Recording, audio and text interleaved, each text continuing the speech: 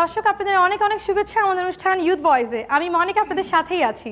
দর্শক আজকে আমাদের আলোচনা নিয়ে আমরা এসেছি BGMEA university of fashion and টেকনোলজিতে, এবং এখানের স্টুডেন্টসরা আছে যারা আজকে আমাদের আলোচনায় আমাদের সাথে অংশগ্রহণ করবেন। আমাদের সাথে আরও আছেন 5 জন প্যানেলিস্ট। চলুন তাহলে প্রথমে চলে যায় আমাদের প্যানেলিস্টদের কাছে এবং তাদের সাথে পরিচিত হয়ে নিই। ডিয়ার প্যানেলিস্ট, আপনারা একে একে আপনাদের পরিচয় দেবেন। Muzaffar Siddique, chairman trustee board, BGMEA university and technology. ধন্যবাদ। Vice chancellor professor Syed Masud Hussain, BGMEA university of fashion and technology. ধন্যবাদ। আমি তাহসিনা শাহিন, সাদা কালোর চেয়ারপারসন, ডিজাইন সেকশনটাও আমার দায়িত্বে আছে। ধন্যবাদ। চল যাও ভাই আপনার কাছে। আমি শাহিন আহমেদ, ওনার এবং ডিজাইনার অঞ্জনস। ধন্যবাদ। আমি তামান্না হায়দার, বিজিএমইএ ইউনিভার্সিটি এবং ফ্যাশন অ্যান্ড টেকনোলজির ফাইনাল ইয়ার স্টুডেন্ট। ধন্যবাদ আপনাদের সবাইকে। দর্শক, আমরা এতক্ষণ পরিচিত হচ্ছিল আমাদের আজকের প্যানেলিস্টদের সঙ্গে। আমরা এখন চলে যাব আমাদের আজকের বিষয়। দর্শক, ফ্যাশন নিয়ে আমরা অনেক সচেতন, স্পেশালি আমরা ইয়াংস্টার্সরা সবসময় আমরা অনেক ট্রেন্ডি থাকতে পছন্দ করি। মার্কেটে কোন ডিজাইনটা চলছে বা কোন ফ্যাশনটা চলছে এই ব্যাপারে জ্ঞান কিন্তু আমরা সবাই রাখি। আমাদের আসলে যে টপিকটা সেটাও কিন্তু এই ফ্যাশন নিয়েই। আমাদের টপিকটি হচ্ছে বাংলাদেশের পোশাক শিল্প এবং ফ্যাশন ডিজাইনের উন্নয়নে বিশ্ববিদ্যালয়গুলোর করণীয়। আমরা এই ব্যাপার নিয়ে কথা বলবো। প্রথমে চলে যাবো আমাদের প্যানেলিস্টদের কাছে এবং জানতে চাবো তাদের কি ওপিনিয়ন আমাদের আজকের টপিক নিয়ে। আপু, চলে যাবো প্রথমে আপনার কাছে। আমাদের দেশের ফ্যাশন ইন্ডাস্ট্রির কথা তুমি একটু আগে যেটা বলেছো যে এটা ইয়াংদের মধ্যে যেরকম জনপ্রিয়, সেই বিষয়টা আসলে বেশ কিছু বছর ধরেই কন্টিনিউ করছে। তো সেই তুলনায় আমি বলবো যে ফ্যাশন ইনস্টিটিউশনের সংখ্যা কম ইউনিভার্সিটিগুলিতে মাত্র তো যে এই দুটো ইউনিভার্সিটির কথা বললাম যেখানে ফ্যাশন ডিজাইনিংটা পড়ানো হয়, তাছাড়া আর কোথাও সেই সুযোগটা নেই। সেই কারণে ফ্যাশন ডিজাইনিংটাকে পেশা হিসাবে নেওয়া এবং ফ্যাশন সচেতন থাকা, এই দুটোর সাথে আমার মনে হয় একসঙ্গে চলতে একটু দেরি হচ্ছে। মানে দুটো যদি একসঙ্গে চলতে পারতো সেটা বোধহয় অনেক সুবিধা হতো। সেই জায়গা থেকে আমি বলবো যে ফ্যাশন ইনস্টিটিউশনের সংখ্যার অভাব রয়েছে।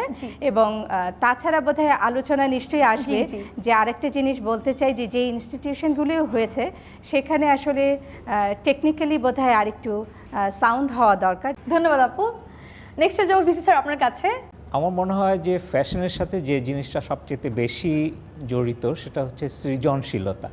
তো সৃজনশীলতা এমনিতেই আসবে না, এটার জন্য দরকার পরিবেশ, আর এটার জন্য দরকার হচ্ছে নার্চার করা, যে এটাকে এনকারেজ করতে হবে। তো আমরা এই BGMEA university of fashion and টেকনোলজিতে এক্স্যাক্টলি সেটাই করার চেষ্টা করছি, যে এখানে আমাদের যে ফ্যাশন ডিজাইন টেকনোলজি ডিপার্টমেন্ট, সেই ডিপার্টমেন্টকে আমরা এমনভাবে সাজিয়েছি যে এর কোর্স কারিকুলাম যেগুলো আছে সেগুলো একজন ক্রিয়েটিভ স্টুডেন্টকে তার ট্যালেন্ট বিকাশে সাহায্য করবে এবং সে ধীরে ধীরে একজন পরিপূর্ণ ডিজাইনার হিসেবে সমাজে তার প্রকাশ ঘটাবে এবং আলটিমেটলি সে আমাদের আরএমজি সেক্টরে একটা বড় ধরনের ভূমিকা পালন করবে। কারণ এখনও পর্যন্ত আমরা যেটা দেখতে পাচ্ছি যে আরএমজি ইন্ডাস্ট্রিতে আমাদের নিজস্ব ফ্যাশন ডিজাইনাররা খুব একটা দাম পাচ্ছেন না। যারা বিদেশি বায়ার তারা তাদের দেশের ডিজাইনগুলো এখানে এনে আমাদেরকে বলছেন যে এইভাবে করে দেন, কিন্তু আমরা তো এইভাবে চিরটা কাল বিদেশিদের উপরে নির্ভরশীল হয়ে থাকতে পারি না। আমাদের নিজেদেরকে এই জায়গাটা দখল করতে হবে এবং এই জায়গাটা দখল করতে গেলে আমাদেরকে প্রস্তুতি গ্রহণ করতে হবে এবং এই প্রস্তুতিটা হবে আমাদের বিশ্ববিদ্যালয় থেকে, কারণ আমরা একমাত্র বিশ্ববিদ্যালয় যেটা এই ধরনের ইনস্টিটিউটকে একেবারে প্রথম থেকে নার্চার করছি এবং চালু করেছি এবং এখন ধীরে ধীরে সেটাকে বিশ্বমানের পর্যায়ে নিয়ে যাওয়ার চেষ্টা করছি। তো এইভাবে আমাদের যাত্রা শুরু এবং ইনশাআল্লাহ কিছুদিনের মধ্যেই আমরা দেখতে পাবো যে আমাদের এই গ্র্যাজুয়েটরা আমাদের আরএমজি সেক্টরে আমাদের নিজস্ব একটা নাম করবে। ধন্যবাদ স্যার। নেক্সট চলে যাবো স্যার আপনার কাছে এবং জানতে চাবো আপনার ওপিনিয়ন। আমাদের ভিসি সাহেব যা বললেন সেটাই আমি অ্যাড করব। আর উনি যেটা বলছেন যে প্র্যাকটিক্যাল না, আমাদের এখানে ল্যাব আছে, সুইং ল্যাব, এবং আমাদের হাতে কলমে শিক্ষা দেওয়া হয় এখানে। এখন আমাদের যে কারিগরি শিক্ষা প্লাস যেটা উনি বলছেন সেটাও দেওয়া হচ্ছে ল্যাব। তবে আমাদের এটাও ঠিক যে ওইরকম আমরা কোয়ালিফাইড টিচার্স জি। বা ওইরকম আরও মানে এক্সপিরিয়েন্স পাচ্ছি না, যার জন্য হয়তো আমাদের একটু দেরি হচ্ছে, বিলম্ব হচ্ছে। কারণ but it is a new development, এই দেশে এটা একটা নূতন। কারণ আমরা যেটা বেসিক্যালি গার্মেন্টস ফ্যাক্টরিগুলো কী করে, এখানে আমরা কপিং করি, there is no prospect for designers to make any designs, হ্যাঁ, except for the local market. যা আমাদের এইখানে বাংলাদেশে প্রায় 20,000 ফরেন ওয়ার্কার্স আছে, কিন্তু not in fashion designing but বিভিন্ন ক্ষেত্রে। সুতরাং as a university we have to focus on all other issues, all other departments, যেখানে আমাদের বাংলাদেশের এই যে ছাত্রছাত্রীরা ভবিষ্যতে অবদান রাখতে পারবে, তারা নিজেরাও এন্টারপ্রেনার হতে পারবে। জি। আর আমাদের এই ডিজাইনার যারা ইনশাল্লাহ আগামীতে হবে, they will look forward to branding. বাংলাদেশে একটা ব্র্যান্ডিং দরকার এবং ইনশাল্লাহ ওরা করবে। ধন্যবাদ স্যার। নেক্সট চলে যাবো শাহিন ভাই আপনার কাছে এবং আপনার মন্তব্য জানতে চাবো। আমি যেটা বলবো যে এখানে একটা বড় অংশের ডিজাইনার আসলে গার্মেন্টস ইন্ডাস্ট্রিতে জয়েন করতে পারে, যাদের যে আমরা গার্মেন্টস ইন্ডাস্ট্রিতে আসলে কি করছি, যে বায়াররা আমাদেরকে যে ডিজাইনটা তৈরি করছে সেই ডিজাইনটাই কিন্তু আমরা তাদেরকে প্রোডাকশন করে দিচ্ছি। তাহলে আমরা সেইখানে শুধুমাত্র মানে প্রোডাকশনের টাকাটাই পাচ্ছি, লাইক সুইং বিল বা এমব্রয়ডারি বিল কিংবা এই টাকাটা পাচ্ছি, কিন্তু বেশি কিন্তু আসলে ডিজাইনারদের অ্যামাউন্টটা, মানে একটা ডিজাইন ভ্যালু কিন্তু অনেক বেশি। একটা প্রোডাক্ট তৈরি করতে হয়তো বা যদি 200 টাকা লাগে, কিন্তু সেখানে কিন্তু ডিজাইনার্স ভ্যালু হয়তো বা আরও অনেক বেশি। তো ফলে ডিজাইনার্স ভ্যালুটা যেটা সবচেয়ে বেশি, এবং ডিজাইনার্স ভ্যালুটা যেহেতু কোয়ান্টিটিতে হিসাব করা হয় না এবং একসাথে চলে আসে, তো ফলে ডিজাইনার্স ভ্যালুটা আমরা পাচ্ছি না।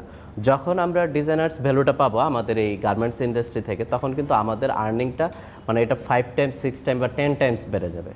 তো ফলে গার্মেন্টস ইন্ডাস্ট্রিতে যদি যারা বিভিন্ন ইনস্টিটিউট থেকে বেরোচ্ছে, তাদেরকে এখন থেকেই যদি নেওয়া শুরু করে, অলরেডি নিচ্ছে, কিন্তু নিলেও তাদেরকে বড় পোস্টগুলিতে কাজ করছে না আমরা যত জানি, কিন্তু তারপরেও নিচ্ছে, এবং তাদেরকে যদি আরও বেশি সুযোগ দেয়, সুযোগ না দিলে কেউ তার সে কী জানে সেটা বের করতে পারবে না বা দেখাতে পারবে না। তো ফলে আমার মনে হয় যে যারা এইসব ইনস্টিটিউট থেকে বের হচ্ছে তাদেরকে প্রপারলি ইন্টার্নশিপ করানো গার্মেন্টস ইন্ডাস্ট্রিগুলিতে, এবং তাদের ডিজাইনগুলিকে মানে বায়ারদের কাছে পাঠানো, যেন বায়াররা দেখতে পারে যে কী করতে চাচ্ছে। আমার মনে হয় যে আমাদের এখানে প্রচুর ক্রিয়েটিভ স্টুডেন্ট আছে এবং যাদের প্রচণ্ড রকম মেধা আছে, এবং তারা যদি আসলেই শো করতে পারে, আমার ধারণা যে আমরা একটা ভালো জায়গায় পৌঁছতে পারবো। ধন্যবাদ ভাইয়া।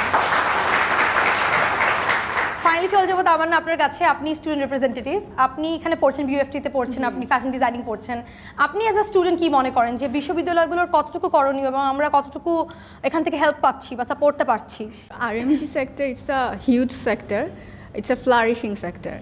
তো এখন আমার ফাইনাল ইয়ার, আমি এখন ইন্টার্ন করছি। তো ইন্টার্ন করতে যে দেখছি যে এই সেক্টরটাতে টেকনিক্যালি সাউন্ড পিপল বা অ্যাকাডেমিক্যালি সাউন্ড পিপলের খুব দরকার, যারা কোয়ালিফাইড, যেটা এতদিন ছিল না।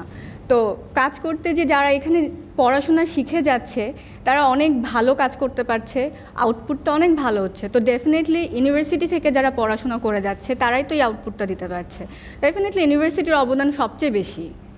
আমাদের ইউনিভার্সিটি হোক বা আমাদের ইউনিভার্সিটির সাথে সাথে আরও যেগুলো ইউনিভার্সিটি হচ্ছে, তো R&D সেক্টরকে যদি এগিয়ে নিয়ে যাওয়ার দরকার হয়, এরকম ইউনিভার্সিটি বা ফ্যাশন ডিজাইনিং বা এই রিলেটেড সাবজেক্টগুলো ইনক্লুড করা ডেফিনেটলি অনেক দরকার।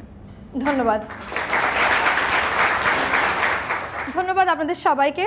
দর্শক, আমরা এতক্ষণ আলোচনায় ছিল আমাদের আজকের টপিক নিয়ে, বাংলাদেশের পোশাক শিল্প এবং ফ্যাশন ডিজাইনের উন্নয়নে বিশ্ববিদ্যালয়গুলোর করণীয়।